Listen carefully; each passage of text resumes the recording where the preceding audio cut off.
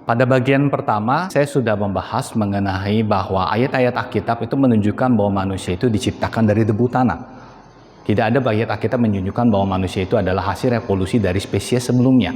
Dan saya juga sudah menunjukkan bahwa teori Darwin ketika menunjukkan teorinya mengenai evolusi manusia, itu ternyata bukti-bukti yang ada itu sebagian besar belum ditemukan. Nah, di dalam part kedua ini, kita akan berbicara mengenai evolusi fosil-fosil yang tadi.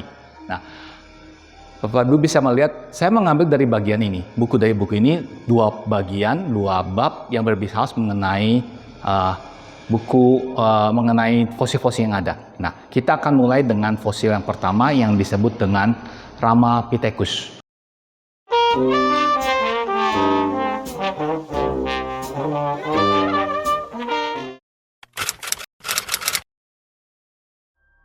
Nah, Ramapithecus itu adalah fosil yang dikatakan sebagai primat yang paling awal. Ya, jadi di dalam teori evolusi mereka mengatakan bahwa setelah binatang mas darat, kemudian mereka berevolusi menjadi mamalia, lalu mamalia kemudian berevolusi menjadi disebut primata. Ya, primata itu kemudian berevolusi lagi menjadi Ramapithecus.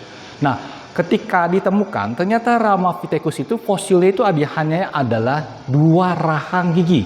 Dari fosil yang ada ini kemudian dibangunlah gambar seperti yang Bapak Ibu bisa lihat di layar. Nah, Ramapithecus itu ditemukan pada tahun 1932. Penemunya adalah G. Lewis. Tempatnya adalah di India, di Bukit Siwalik. Nah, seorang paleontolog dari Yale University yaitu David Pilbeam ya, mengatakan bahwa Ramapithecus itu adalah nenek moyang manusia. Nah, pertanyaannya adalah apa dasarnya? Dasarnya adalah karakteristik gigi. Kembali seperti yang kita lihat sebelumnya bahwa yang ditemukan di dalam Ramapithecus itu hanya fosil daripada rahang gigi. Makanya dari situ kemudian dia mengatakan bahwa Ramapithecus itu adalah nenek moyang manusia. Nah, Bapak Ibu sekalian, secara saintis, ya, secara data ilmiah, fosil daripada rahang, apakah itu bisa menunjukkan posisi bahwa binatang ini menunduk, jalannya tegak atau jalannya nunduk, dan apakah berjalan dengan seperti simpanse atau berjalan seperti manusia? Itu tidak bisa kita lihat dari fosil gigi, rahang giginya. Sebaliknya, kalau memang ditemukan itu fosilnya itu adalah fosil tulang kaki, nah jelas itu bisa kita melihat karakteristiknya apakah dia berjalan tegak dan seterusnya. Jadi kita bisa melihat sebenarnya bahwa ide bahwa Ramapithecus berjalan dengan dua kaki itu adalah berdasarkan fosil dari rahang dan giginya. Jelas ini adalah prasangka dan bukan berdasarkan data aktual.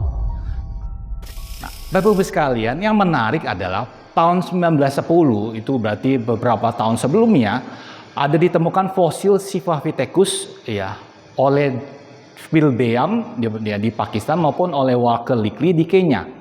Nah, fosil Siphavithecus tersebut ternyata sangat mirip dengan Ramapithecus. Dan setelah diteliti, Bapak Ibu sekalian perlu diingat, Ramapithecus itu cuma ditemukan rahang. Siphavithecus ditemukan lebih utuh. Dan ternyata setelah diteliti, Siphavithecus itu ternyata orang utan. Nah, kalau Ramapithecus itu Siphavithecus adalah orang utan dan Ramapithecus itu sangat mirip dengan Siphavithecus, maka kita bisa bersimpulkan bahwa Ramapithecus itu adalah orang utan. Nah, Bapak Ibu sekalian, di dalam majalah Science Digest edisi April tahun 1981, David Pilbeam yang sebelumnya mengatakan bahwa Ramapithecus nenek moyang manusia, kemudian meralat, memperbaiki pandangannya, dia mengatakan bahwa Ramapithecus itu bukan nenek moyang manusia. Hal ini baik, karena memang di dalam sains itu ketika seorang menyalurkan suatu teori, kemudian ditemukan teori yang baru, dan kemudian teori baru itu menentang teori yang lama, maka sebagai seorang saintis yang baik, dia harus merevisi pandangan sebelumnya. Dan inilah yang dilakukan oleh David Pilbeam. Namun Bapak Ibu sekalian, sayangnya banyak orang yang tidak mengetahui apa yang dikatakan David Pilbeam setelah dia meneliti lebih lanjut. Jadi Bapak Ibu sekalian, kita bisa melihat bahwa Ramapithecus itu kita bisa coret dari bagian evolusi manusia.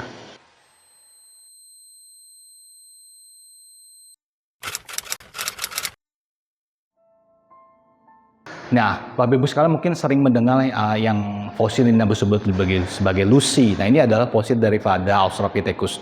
Ditemukan oleh Raymond Dart dan anaknya. Nah, kita bisa melihat beberapa data. Pertama, Australopithecus africanus ini ditemukan pada tahun 1924. Penemunya adalah Raymond Dart. Ya. Nah, waktu ditemukan ternyata ada kontroversi. Raymond Dart mengatakan bahwa Australopithecus africanus itu adalah nenek moyang manusia. Tapi pekerja saat itu menganggapnya ini adalah kera. Bapak Ibu sekalian, kita perlu mengetahui bahwa ketika seorang menggali situs untuk menemukan fosil maupun arkeologi, tentu mereka bukan tidak bekerja sendiri, mereka juga bekerja dengan orang-orang lain, staf yang lain. Jadi staf para pekerja yang biasanya mereka adalah kemudian membuang tanah-tanah yang hasil galian mereka, lalu kemudian dan seterusnya. Nah, pekerja itu sudah mengatakan bahwa ini bukan nenek moyang manusia, tapi kera. Nah, kemudian dari fosil yang ada itu kemudian direkonstruksilah menjadi gambar yang paling sebelah. Karena kita bisa lihat ya, itu muncul di Sydney Times, mirip sekali dengan kera. Ya. Pada Bapak Ibu sekalian, padahal sebenarnya masalah rekonstruksi ya, itu bisa direkonstruksi seperti yang kita bisa lihat. Itu ada 3 model rekonstruksi yang Bapak Ibu bisa lihat di layar. Bisa lebih mirip ke arah manusia yang sebelah kiri, sedangkan yang sebelah kanan itu lebih mirip kepada kera. Ernest Houghton dari Harvard University mengatakan, mencoba untuk merekonstruksi bagian-bagian lunak merupakan usaha yang jauh lebih berisiko. Bibir, mata, telinga, dan ujung hidung tidak meninggalkan petunjuk apapun pada bagian tulang di bawahnya.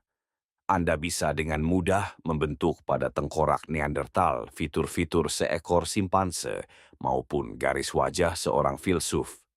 Rekonstruksi-rekonstruksi yang diklaim sebagai gambaran manusia purba ini memiliki nilai ilmiah yang sangat sedikit. Jika ada, dan kemungkinan besar, hanya akan menyesatkan masyarakat.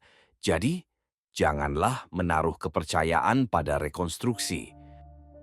yang menarik adalah Australopithecus ini ternyata mirip dengan simpanse. Nah, kita kemudian bisa melihat apa yang terjadi. Ya, Richard Dickley penemunya itu kemudian memindahkan Australopithecus dari bagian evolusi manusia. Jadi kalau dulu dia mengatakan ini adalah nenek moyang manusia, maka ditaruhkan di dalam bagian evolusi. Sekarang dia keluarkan. Dan ketika kemudian British anatomi Inggris, Rhodes Sacrament itu ketika meneliti fosil Australopithecus ini, kemudian dia mengatakan bahwa Australopithecus ini adalah kera. Lalu juga ada Charles Osnath, profesor dari anatomi, ya. Bapak-Ibu sekalian, ketika sebuah fosil ditemukan, mungkin penemunya mengatakan ini adalah fosil transisi manusia. Tapi orang yang lebih ahli itu adalah sebenarnya ahli profesor anatomi, karena profesor anatomi itu tahu membedakan antara kera ini fosilnya seperti apa, kera jenis ini fosilnya seperti apa, atau tulangnya seperti apa. Nah, mereka lebih ngerti mengenai tulang-tulang tersebut. Baik kedua profesor ini kita bisa melihat bahwa Australopithecus itu tidak ada hubungannya dengan asal-muasal manusia. Karena setelah mereka meneliti, mereka melihat bahwa ini sebenarnya adalah kera. Bahkan kalau Bapak Ibu sekalian membaca majalah daripada Science and Vie, majalah Perancis ya, itu ada penemuan ilmiah yang membantah penemuan daripada Lucy. Jadi dikatakan di situ Audio Lucy atau selamat 3 Lucy. Jadi sebenarnya sains pun beberapa ilmuwan sudah menolak ya Lucy itu sebagai nenek moyang manusia atau Australopithecus itu sebagai nenek moyang manusia.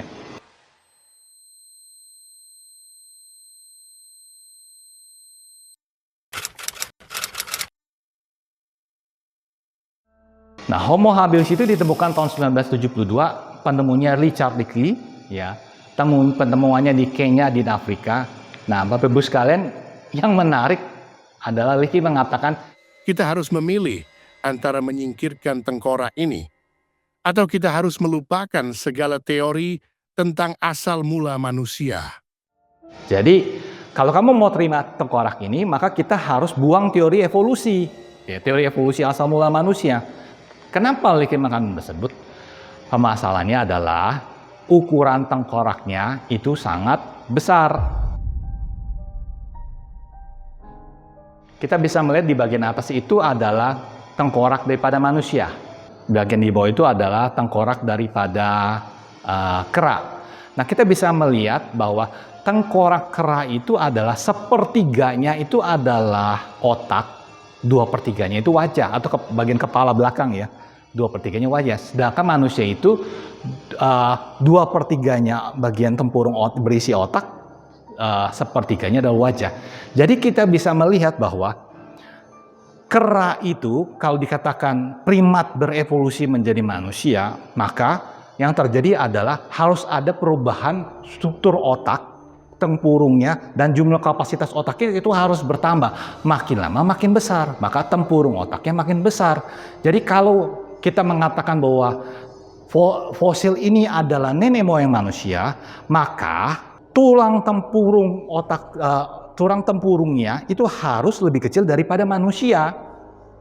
Kalau dia lebih besar manusia, itu nggak bisa dikatakan sebagai nenek moyang. Struktur daripada fosil itu harus lebih kecil daripada struktur daripada manusia modern untuk menyatakan bahwa fosil itu adalah fosil transisi manusia.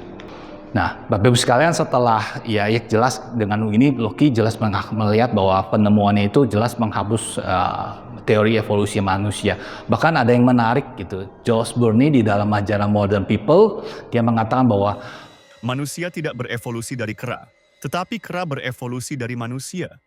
ya, tentu jelas Bapak Ibu sekalian ini tidak ada yang menerima hal ini ya. Tapi wajar dia mengatakan begini, kenapa? Karena kalau Homo habilis itu tempurung tengkoraknya lebih besar dan kemudian manusia lebih kecil, maka yang terjadi terbalik, ada manusia yang berevolusi menjadi Homo habilis, bukan sebaliknya. Kalau hal evolusi mestinya kan Homo habilis yang berevolusi menjadi manusia. Nah, dan ide dari Bourne itu didukung oleh John Gribben dan Jeremy Charvas. Oke. Jadi Bapak Ibu sekalian, kalau kita melihat hal ini, maka kita bisa melihat bahwa kita sekali lagi kita bisa menolak fosil ini.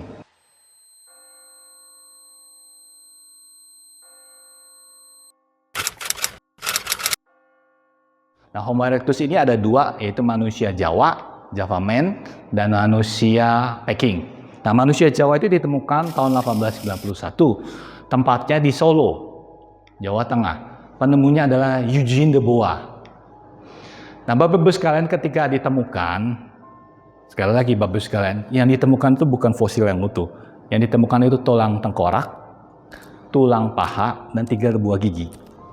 Yang menarik sebenarnya, Eugene itu juga menemukan 2 tengkorak manusia di lapisan tanah yang sama. Tapi dia simpen. Kenapa?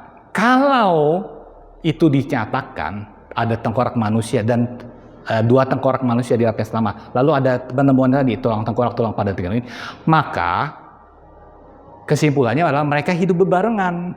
Makanya di sama Eugene de Bois itu disimpan, baru terakhir kemudian dinyatakan iya saya nemukan juga 2 tengkorak gini. Karena jelas penemuan 2 tengkorak manusia di lapisan tanah itu pasti menghapus teorinya dia, mengatakan bahwa manusia Jawa ini adalah fosil transisi manusia.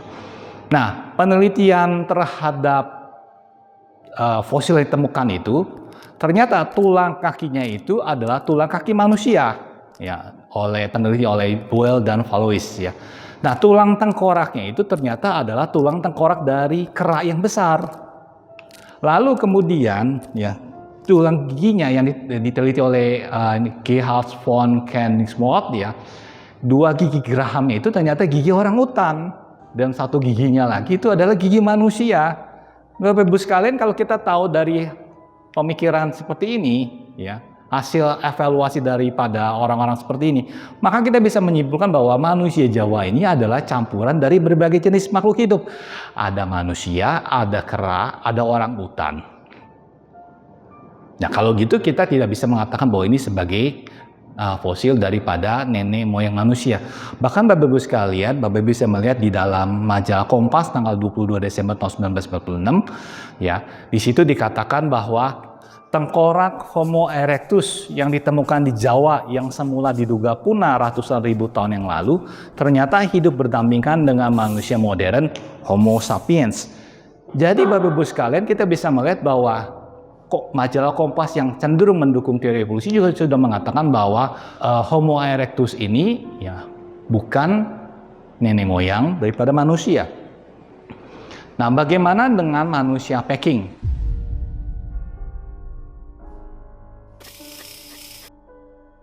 Itu ditemukan tahun 1921. Yang ditemukan itu ada 2 gigi geraham, lalu 6 tahun berikutnya ditemukan gigi yang ketiga, lalu beberapa tahun kemudian ditemukan lusinan pecahan tengkorak. Nah, lalu kemudian dibuat modelnya tahun 1936 oleh Franz Weidenreich, ya. Nah, namun Bapak Ibu sekalian sangat disayangkan di dalam Perang Dunia Kedua semua fosil itu hilang kecuali 2 buah gigi. Ya. Jadi kita tidak bisa menganalisa lagi dari data yang ada. Tapi kita bisa menganalisa tempat penggaliannya. Nah, waktu dianalisa tempat penggaliannya ternyata ditemukan fosil manusia, ditemukan alat-alat yang dibuat manusia, dan ada industri pemrosesan batu kapur. Nah, Bapak Ibu sekalian, kalau kita melihat hal ini, di tempat ditemukan fosil Peking Man, ya, lalu kemudian di tempat yang sama ditemukan ada fosil manusia, alat yang dibuat manusia, lalu alat industri pemrosesan batu kapur, maka jelas fosil Peking Man ini tidak bisa dikatakan sebagai nenek moyang manusia karena hidup sejaman dengan manusia, karena di tempat yang sama ditemukan barang yang sama. Kalau mau disebut nenek moyang manusia, maka mestinya manusia di atas, fosil manusia atau yang lebih dekat manusia, maka fosil yang menjadi nenek moyang manusia itu harus makin di bawah. Tapi kalau ini ternyata hidup berbarengan, berada di samping yang sama, maka yang ini tidak bisa dikatakan sebagai nenek moyang daripada yang ini. Nah, Bapak Ibu sekalian, kita bisa melihat bahwa evolusi sekarang sudah menganggap Homo erectus sebagai manusia. Kita bisa melihat di dalam berita di situ bahwa majalah New Scientist 14 Maret 98 mengatakan bahwa manusia yang oleh evolusi sebagai Homo erectus itu ternyata telah mempraktekkan ilmu pelayaran 700.000 tahun yang lalu. Jadi ternyata Homo erectus itu sudah bisa berlayar, Bapak Ibu sekalian. Ya, dikatakan manusia ini memiliki pengetahuan dan teknologi yang cukup untuk membuat kapal. Jadi evolusi sudah mengkategorikan Homo erectus sebagai manusia. Dan kemudian ditemukan bahwa memang penduduk pribumi Australia itu tempurung tengkorak itu mirip dengan Homo erectus. Nah, Bapak Ibu sekalian, dari hal ini kita bisa menyimpulkan bahwa Homo erectus itu tidak bisa dianggap sebagai nenek moyang manusia. Oke, Bapak Ibu sekalian, inilah akhir daripada part 2. Nanti kita akan masuk ke dalam part 3 di mana kita berbicara mengenai fosil-fosil yang kemudian sudah diakui sebagai manusia modern.